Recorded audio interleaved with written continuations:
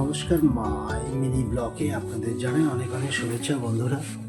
তো আজকে জীবনে একটা দারুণ টেনশন হয়ে গেছে, কারণ হাতে পয়সা কড়ি না থাকলে যা হয়।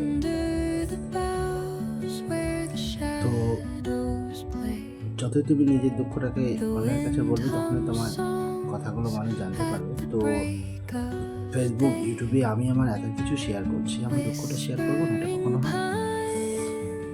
তো আত্মীয় বলো, স্বজন বলো, যাই বলো না কেন, তোমার দুঃখের দিনের সাথে তারা কেউ নেই, তোমার সুদিনের সাথে তারা সবাই।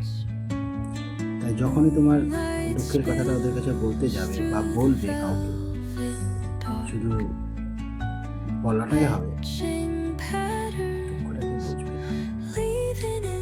আপনা আপ জিন্দেগি, নিজের জীবন নিয়ে সবাই ব্যস্ত, পরের জন্য ভাবনা করবার মতো সময় বা টাইম বা এনার্জি কারোই নেই।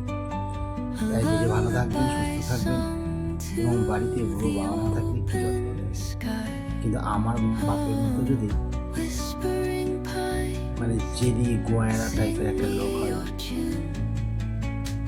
পারা মুশকিল আছে। তো যাই হোক, আমার মতো লাখ কপাল সবাই